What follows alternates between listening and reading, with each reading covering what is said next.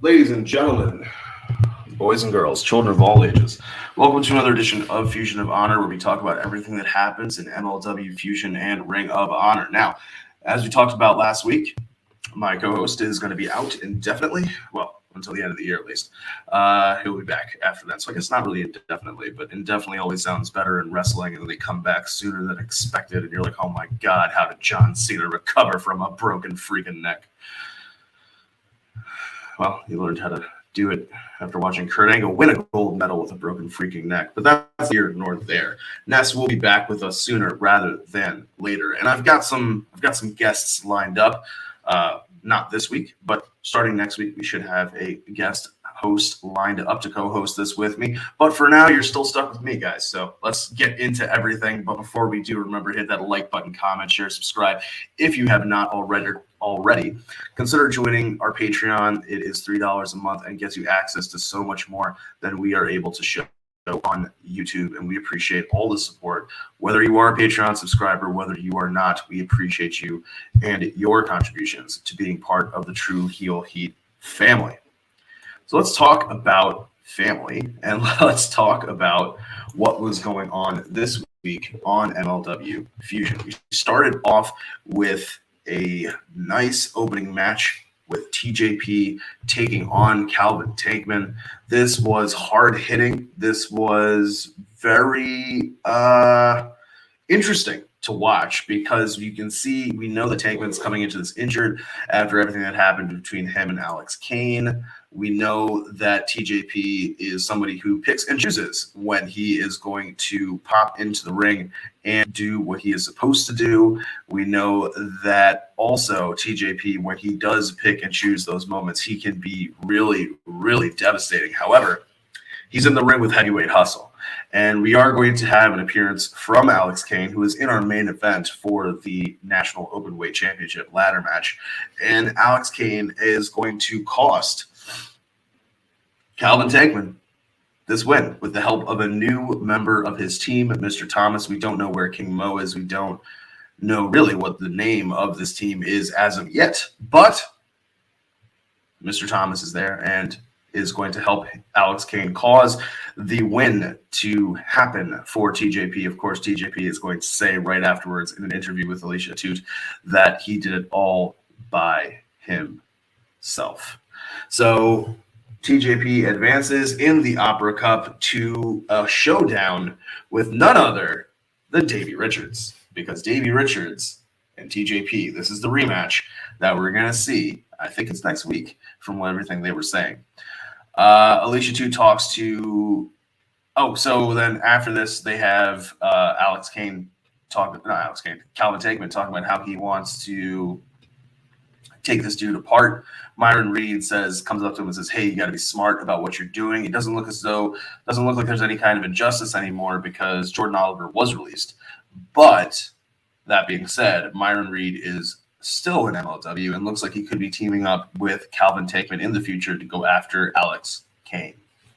We have a moment where our baby faces during the course of this show, Holiday and our MLW heavyweight champion, world heavyweight champion, Alexander Hammerstone, are congratulating each other on the big win from the War Chamber last week. Alicia Toot is talking to them, and they get gifts, Rolexes, $35,000 Rolexes from none other than Cesar Duran. But Hammerstone will not let Holiday accept the gifts because he says they're bait, and we know that they're bait.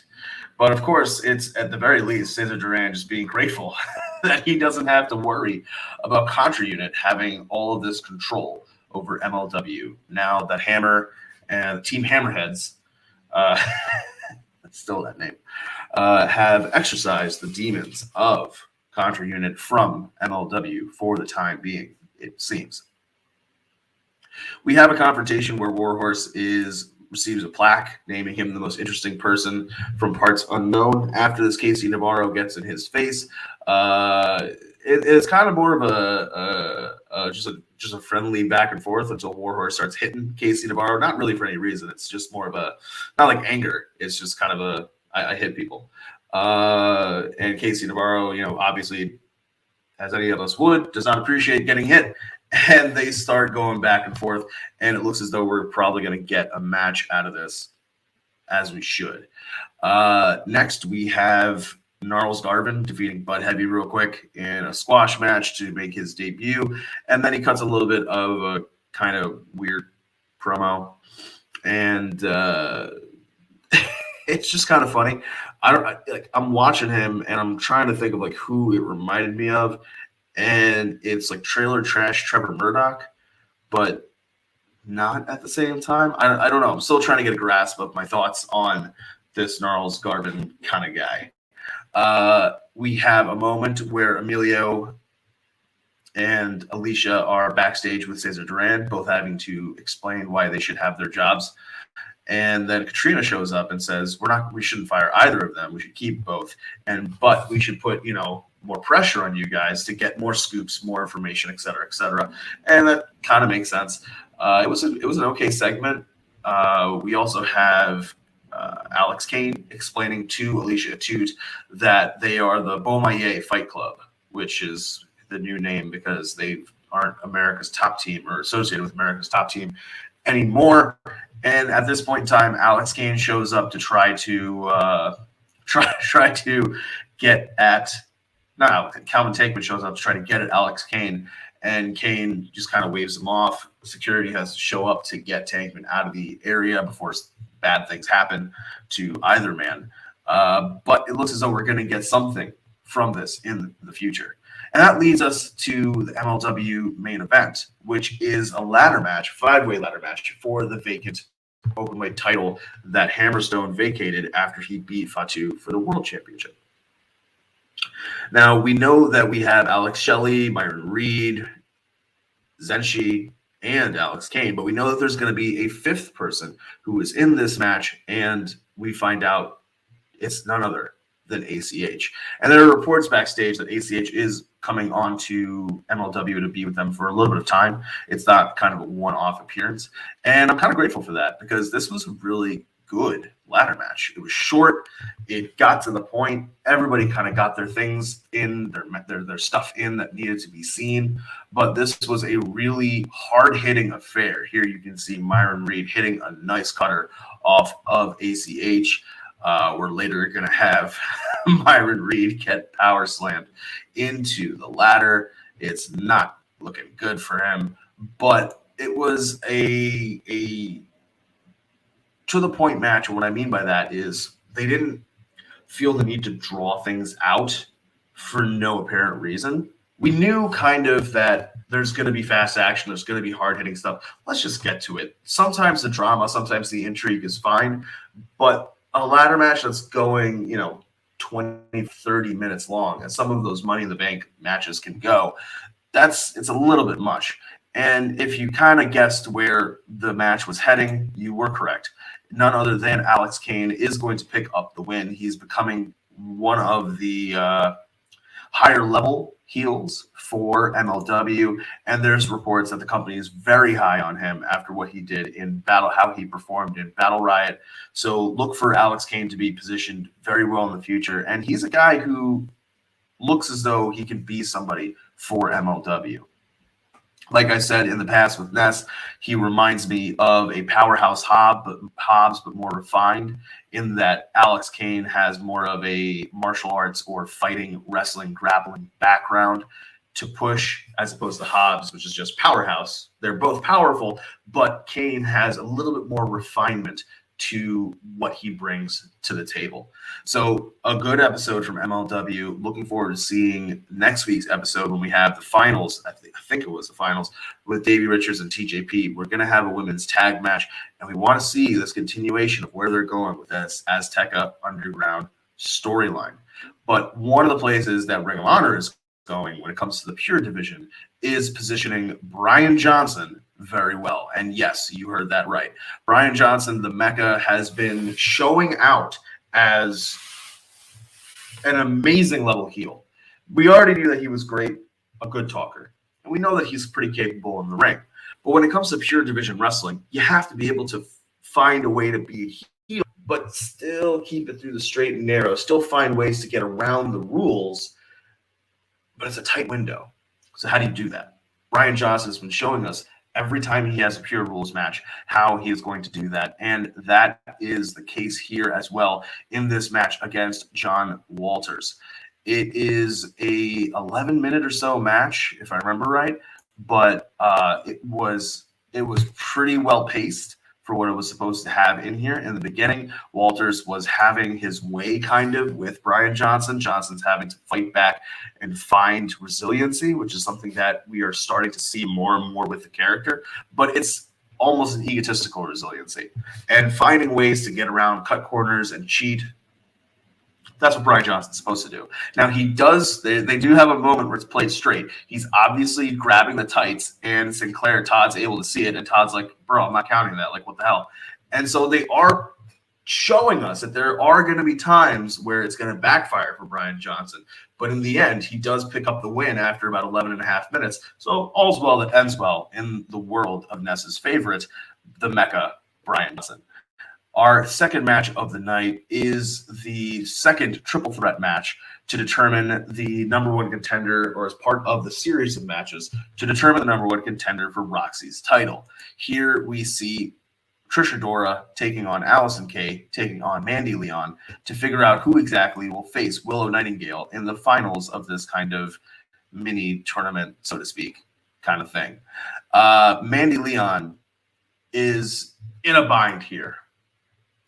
Quite literally. As you can see, at one point in time, Allison Kay and Trish Adora both have submission moves on Mandy Leon, and she's having a tough time not tapping out to either of the two women. But luckily, Trish and Allison Kay, because they met in the tournament to crown the new Ring of Honor World Women's Champion, there's still some bad blood between the two of them.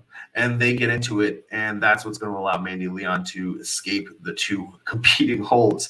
And shockingly, Mandy Leon is the one who's going to pick up the win. So it will be her versus Willow Nightingale at some point in the future to determine who faces Roxy at Final Battle. I'm pretty sure it's going to be next week. It's going to have to be next week, considering Final Battle is December 11th. And that leads us to the main event. The main event is a TV title defense by Dragon Lee against none other than Dalton Castle. And Dalton Castle has the baby chickens with him. He has Dak Draper on commentary, and he's got to try to find a way to put away one of the most dominant TV champions that we have seen in quite some time. It is a good match. Check this one out if you get a chance. It does kind of diverge from the norm of what you might expect from Dalton Castle these days, because just as he is having this character, just in the same way that he is having this character of, you got to give the people what they want, entertainment, but in a dickish kind of heelish way, he's also an incredible wrestler. And he, we can't take anything away from him when it comes to that. And here he uses that amateur background. He's got a gator roll heel here on Dragon Lee, and he's going to really put the brakes on Dragon Lee, force Dragon Lee to try to do whatever it takes to pull out the win. LFI is going to run out to make the save to try to help Dragon Lee, but out of nowhere, Shane Taylor Promotions shows up and gets into it. Now, we know that Shane Taylor has problems with Kenny King. Okay. And we know that Shane Taylor Promotions generally doesn't like LFI. But why the hell are they getting involved in this? Like, they have no skin in the game when it comes to Dalton Castle or helping Dalton Castle. So why bother?